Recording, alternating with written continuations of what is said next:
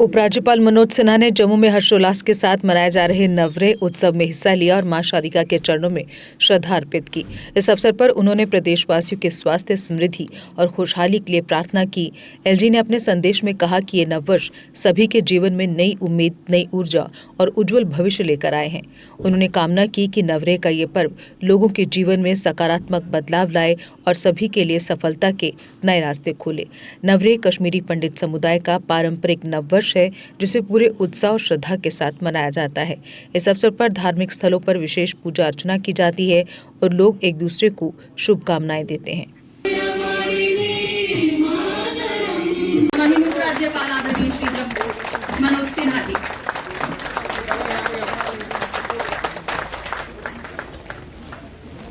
प्रज्वलित कर इस कार्यक्रम का शुभारंभ करें।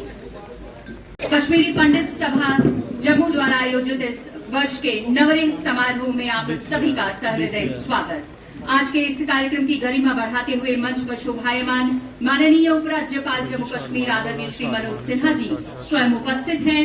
सहृदय स्वागत। हमारे सभी वरिष्ठ सहयोगी, समारोह में उपस्थित सभी श्रेष्ठ ज्येष्ठ जन, देवी और सज्जनों,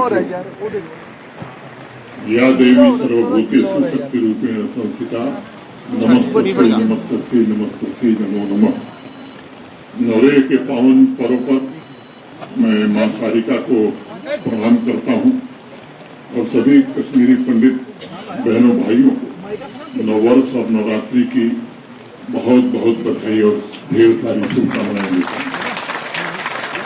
मैं मां शारिका से प्रार्थना भी करता हूं कि आप सभी के जीवन में, हमारी संस्कृति में हर पवित्र दिन की शुरुआत प्रार्थना से ही होती है।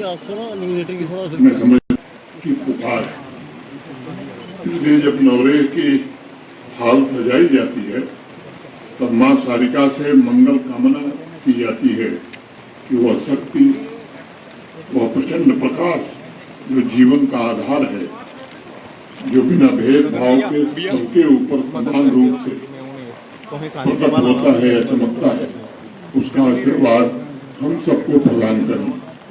उसी प्रकार नवरात्र का पहला व्रत रखने से पहले मां दुर्गा के सभी नौ रूपों का ध्यान करते हुए वो अपनी जड़ों का ज्ञान होता है, वह कभी भविष्य के खतरों से भयभीत नहीं होती है।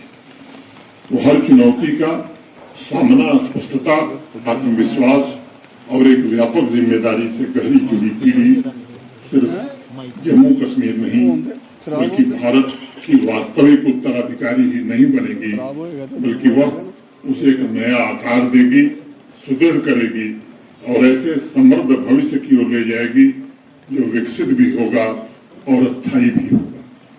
ये मेरा निजी दृढ़ विश्वास है कि जम्मू कश्मीर एक ऐसे भविष्य की संभावना अपने भीतर संजोए हुए है जहां वह संस्कृति का समृद्ध केंद्र बनकर उभर सकता है और निरंतर प्रगति करता हुआ एक संपन्न संघ राज्य क्षेत्र भी बन सकता है।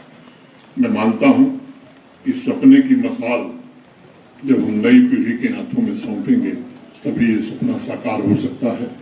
मेरी प्रार्थना है और कामना भी कि पीढ़ियों से विरासत में मिली प्रज्ञा को आत्मसात कर यहाँ के युवा नौजवान उसे उस संकल्प और ऊर्जा में रूपांतरित करें जो जम्मू कश्मीर को देश के अग्रणी क्षेत्रों की पंक्ति में स्थापित करने के लिए नितांत आवश्यक है।